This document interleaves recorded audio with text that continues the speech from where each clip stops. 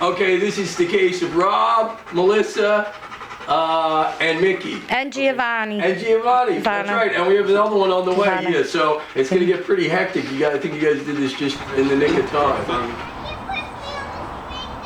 A little bit, down. Calm to yourself. Heel.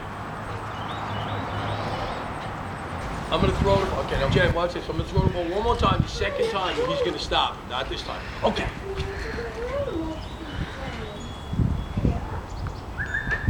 Good boy. Come on. Okay. Heel.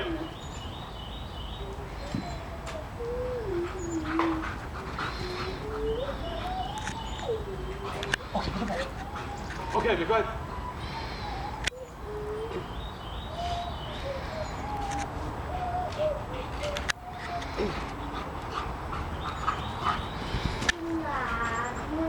Right? You know, hey Rob, you remember not too long ago, you're a New York City police officer, you said to me, when we first did the off-leash portion and we were outside, you said something to me to the effect that, like, you deal with every con artist, listen to every story, all that kind of shit, right? And you expressed to me that you were pretty surprised at how everything came. Yep. Am I exaggerating about that, or is that a true 100%. story? Yep. Okay, and Melissa, tell me about, honestly, in your own words, how did you feel about Mickey when I first came on the scene, and, like, how did you feel about the dog? Like before he was trained? Yeah. I wanted to kill him. Well, describe how it would be. He was like squirrely, like he would pee all over the floor, Yeah. didn't listen, jumped on the couch, ate toys. How about when people came over? It was Horrible. fun when your guests came over? Horrible. He Horrible. really bad? Like bad. You told me a couple comments like what your friends would say to you about the dog. Yeah, they were like, this dog is out of control, like you should give it back. And I was like, oh, we're gonna get it trained, so hopefully. But now he's really good. Like when people come over, he just like lays there. Rob, tell the dog to go in the cage. Mickey, cage.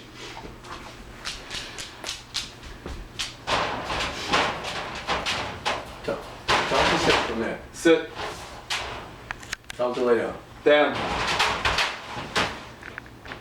Call him back out. Okay, Mickey. How much of a change would you guys say overall in the dog behavior from where we started to where you are now? 180 with Yeah. his, with his listening and, no longer being really the pain in the ass that he was, hyper. He's still hyper, but he more, he controls He's it. manageable now. If he's acting like his old self, I'll just tell him down, he'll lay down, he'll relax. Well, you know what it is, Rob? You did a really good job. You followed all my directions.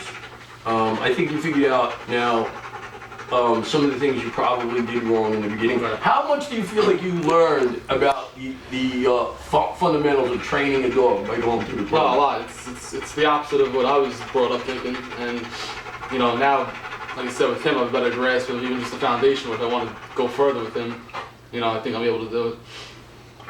And now, remember when we first came here, I used to come to the door and he'd be like completely out of control. You'd have to grab him at the front door. You were afraid that he'd run out the door. Right. All of that's no longer the case, right? If somebody walks in, I'll tell him down, or even if I don't tell him down, he'll go to them by the door, but he won't even think about exiting. He'll just hang out, and as soon as they walk in, he'll hang out with them, sniff them, kiss them, whatnot, get it out of his system, but he won't do anything about running out the door, unless I'm outside. If I'm outside or walking outside, then he'll come out, but without me there, he won't think twice about doing it. I remember at the end of the training, Melissa was like, "What the hell happened to the dog?" Yeah. The dog was like so well behaved, like. He was like so good. I thought he was like dying. You thought he was sick? I was like, the dog is like gonna die. He's like sick, but he was just being calm. And that was so dramatically. I couldn't believe it. I really couldn't. I was like, do you have the collar on the dog too tight? He's like losing oxygen. He's like dying. Yeah, because you never seen this No, dog calm no, and obedient, never, right? never. And now he follows you around. Oh, His mom yeah. was describing to me Yeah, he'll like I'll do laundry. He like lays there. Where like before we did the training, he would be like eating the clothes. Like now he just like chills out. Watch, let's do this, Rob. Tell him to lay down and go over there on the other side. Down.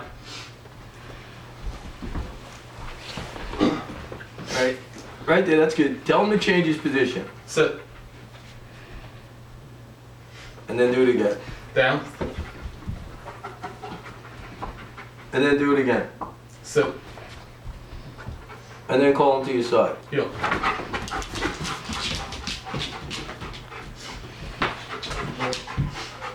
That's good. Release him. And that's been working out pretty good with the thing that we did with the car, teaching him to go into the place in the car. He's being much more well behaved than in the vehicle. Yeah. Show Jen. Sit. Show Jen what we taught him. Please. Follow him on. Follow him. Look at him, he's in the car. Oh, good man. And then release him out. Okay. Sit, sit, Found the way out. Mickey, down, down, Mickey. A little louder. Cage. Good girl. Good job. You're a little dog trainer. And you can see from now, it's just a progressive,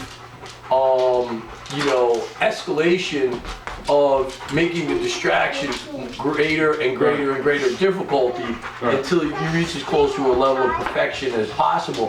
But Mickey is obviously a well-bred German Shepherd from like a German show working bloodline dog. So for the average people, you've never trained a dog before, right? No. Okay.